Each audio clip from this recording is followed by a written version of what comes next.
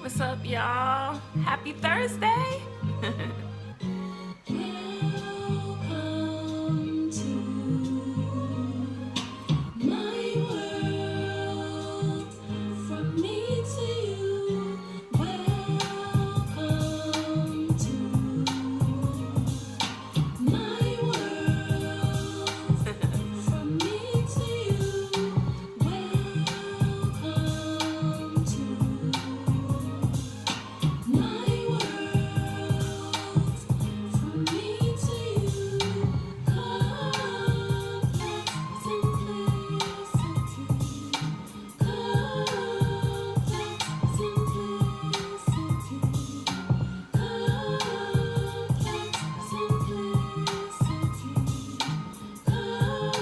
Complex simplicity.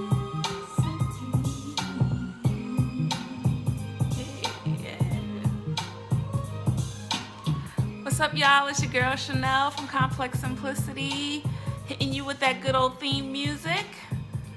I hope you had a great week. I had a very busy week.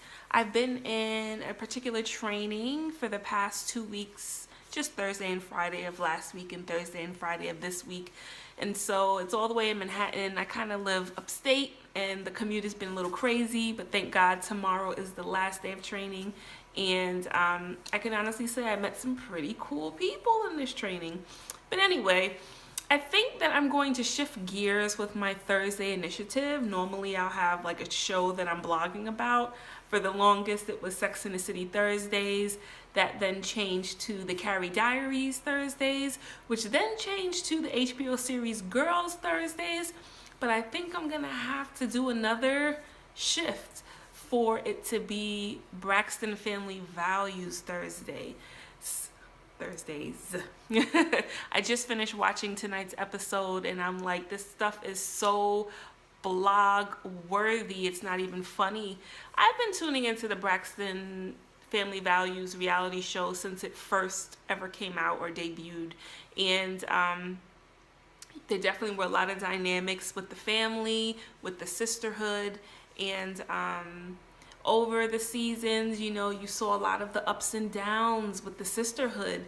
And I thought that, you know, they kind of were over the hurdle with certain things and were able to really work things out after they had their sit down with Bishop T.D. Jakes last season. But tonight's episode reminded me that they still have a lot of like dynamics going on within their relationships as sisters. It's funny, growing up I used to say, oh my gosh, I wish I had a sister, you know, because in my mind, if you have a sister, you guys can relate to, or you girls I should say, can relate to a myriad of things. You kind of become like each other's best friends if you're close in age. And to be honest, as I became an adult, I was like, you know what, God, I now understand why it wasn't meant to be for me to have a sister, and I'm okay with that. You know, it seems like it's a bit difficult. We as women in general, being able to get along within friendships with one another, it's hard for whatever reasons. I'm 33 years old, and I would be lying if I sat here and said that all of my female friendships were all well and intact, or that, you know, I had someone that I felt for the test of time throughout my life got me, and our relationship or friendship has been able to sustain a certain level of closeness, and we've been able to grow together. You know, don't get me wrong, I'm not saying I don't have women in my life that I have a measure of a friendship with. But what I will say is, as I'm furthering my 30s, I'm starting to find that really isn't an easy thing. If we were once very connected before, sometimes it's kind of hard to stay that way. And I've experienced that in quite a few of my friendships with females. And, you know, with the Braxton girls sisterhood, it's like, wow, you know, a big moment that happened in tonight's episode was probably the last 15 minutes. You know, Trina has her tapas bar, which is called Bar Chicks in Atlanta, and you know, she's like considering opening a new Bar Chicks down south, I believe within the same state. And she wants to do a pop-up shop to kind of do research to figure out, you know, what she should do, if she should, you know, shift the menu a little bit, add things. You know, her financial advisor pretty much said you don't need to open up another bar right now, you know, but she in her mind feels like doing a pop-up shop would give her a good gauge, I guess, of whatever information or research she needs to do with regards to opening another bar. And you know, she invited her sisters Trina, Tawanda, and Tamar over to taste the food that her chef has kind of prepared. And you know, some tapas bars that mostly have appetizers, you're not getting like full-on meals or whatever. And one thing that I've definitely learned and I'm continuing to learn in life is that delivery is everything, let me tell you. And it's funny, in my training today, we all had to do presentations, and we actually had to, you know, identify the strengths within one another's presentations, as well as, you know, give suggestions of things that could make their training go better, right?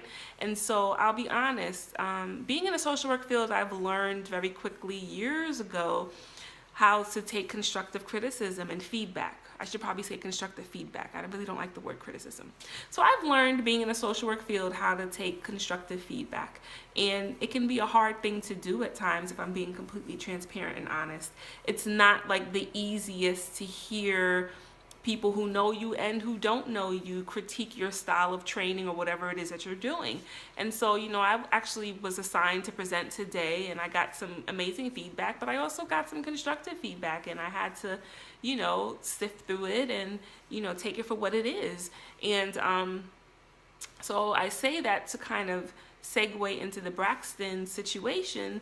When Trina was having her sisters try or test the food that she's considering adding to her menu, the girls gave their honest feedback, and as we know, Tamar is very expressive, and her delivery a lot of times is probably not the greatest, and so things went left really, really, really fast. Now, mind you, they probably filmed this episode months ago, maybe even a year ago.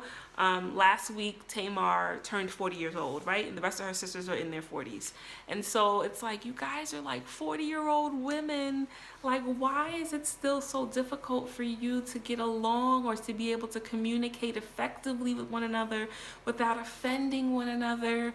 Not be so sensitive about certain things. And I have to be honest, delivery is everything. If someone gives me constructive feedback in a way that is like harsh, or in a way that can be borderline offensive, 9 out of 10 times, I'm not going to get the message that you're trying to deliver me, because I'm going to be so caught up in your delivery, right?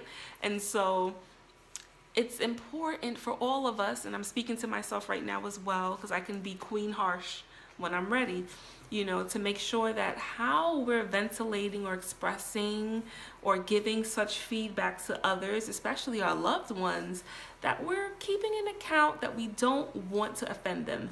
A part of what I had to present in training today was intent versus impact, right? And so a lot of times in life, what our true intentions are when we're delivering a message or we're saying something to someone, or however we may behave, can impact someone totally different than what we intended it to do, right? Or how we intended it to be. And so, you know, I learned even myself through this training, or it reinforced for me through this training, Chanel, within your marriage, within your friendships, your relationships with your family members, in life in general, in your place of employment, try to work harder at making sure that you remember that how you intend for things to come across and the impact of what you said, what that impact had on someone else, may not read what your natural intentions were. Sorry if I'm tripping over my words a little bit.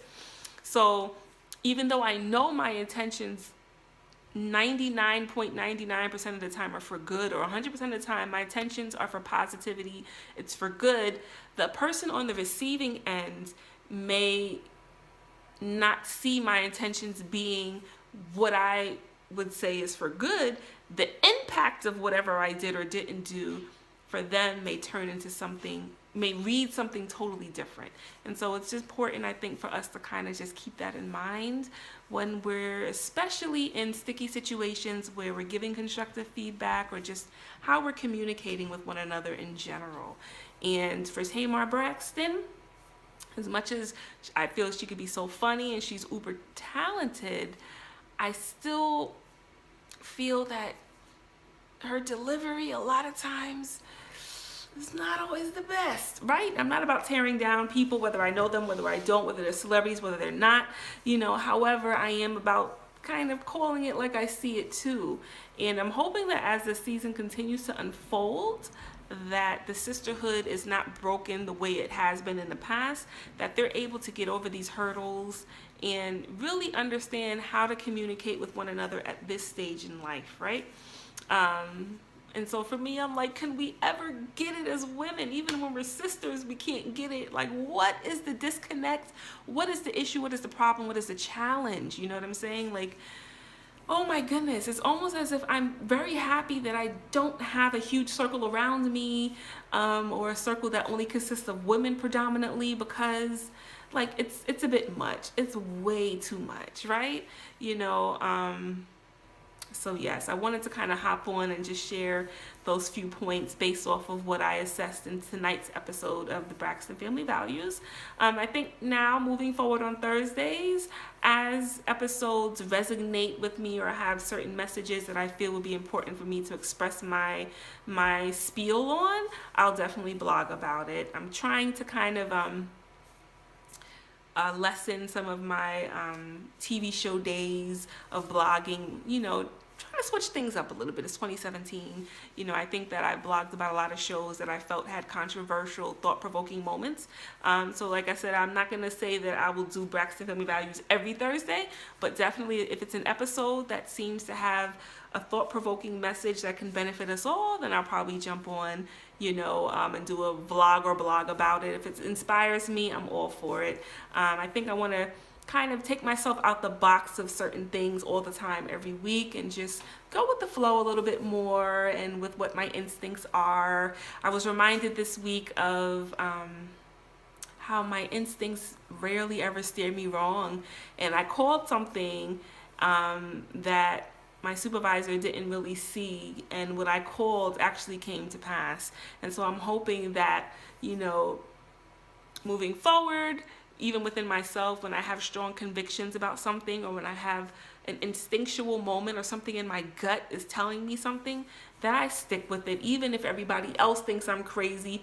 9 out of 10 times when I first express a concern or a guttural instinct or intuition about something, the natural response is that I'm bugging out. But I think the people around me are starting to realize I'm very intuitive, and I'm like my mom.